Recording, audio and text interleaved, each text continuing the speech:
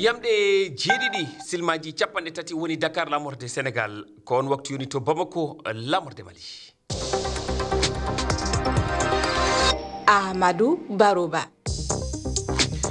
tedduɓe heeɗiɓere fi fulfulde jamala wale mon bisimilla mon ley kabaruji ɗi hande ko alarba balɗe jeetati lewru sappo ɓuuri hitande ujunnaje ɗiɗi nogas e joyyi ko ɓuuri hen tengtude oɗo subaka to Mali camion ngaji rondiɗi kuɓɓam naati hanki kikiɗe Bamako lamorde leydi ndi ko ɗum nantini horejo fedde nambiyen saldu biyetendu oppam ɗum ko suudu halpinaɗo ɗe golle ɗum waɗi ko caggal nde ngakkere mawde e fanno kuɓɓam teska e nder leydi ndi ha tengti noon e lamorde nde e balle cakkitiɗe Sénégal batu fagguduyankewu forum invest in Sénégal ko fuɗɗi hankiɗo jokki hande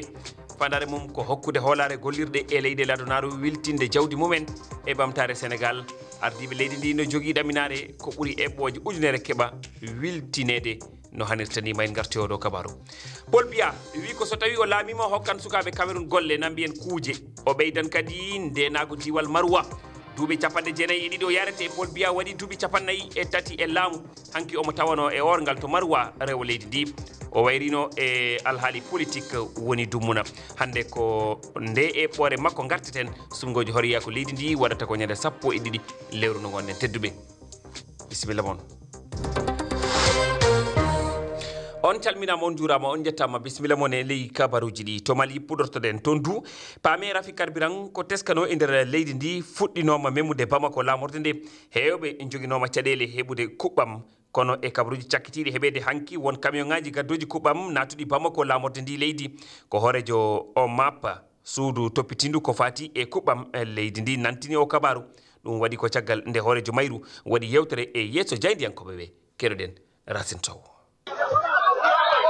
keɓugol kuɓɓam wonti hande hunde sattude e nder Bamako station ji kewɗi koko guddi taw saabi ɗum ko nde ngakkende ummade e leegal yirimajo ha faade e wuddu leydi ndi ko station ji ɗiɗi tan woni e gollude ɗum ɓeydima addude fayre mawde e nder laamorgo leydi Mali ko ɗum woni ko andini Ali Tembeli ni ora hande bila wiyete yahay gonne heɓa sey deni wala e moto neli sukaɓe yaha narrana essence ni hoora mi yalti mi yam dara essence aran men dari la wiyete meɗen woni aran tura men wara e sakko men kam sina tawi a won sembe ɗum a heɓata essence tampi wirti sukaɓamɓe ɗum min noddino min ɓe gar crise men nani ɓooyi wiyama wonle région ngaji ɗi men miilayno sano yettono Bamako hande tomi gonɗo fe Bamako essence wala ɗum ne hono jarami golle koyɗe ɗe yata gonne e station ji keddoriɗi kuɓɓam ɗi yimɓe nana mbaɗi lappi gam goto e mabɓe kala ina wawa dañde kuɓɓam ko waɗi e mobile mum ko e ɓen yimɓe tawɗen Aissata Guiro taw kamne ari ko sodde kuɓɓam kono ko litre goto tan o heeɓi dañde ila 6 heures mi yeehi station fam ama essence wi tawi jama ni heewi to wala to haaɗi muyite ko famtampi mo ronki hedde tour mi iwi ɗum kasem mi yeewi yeeso kasem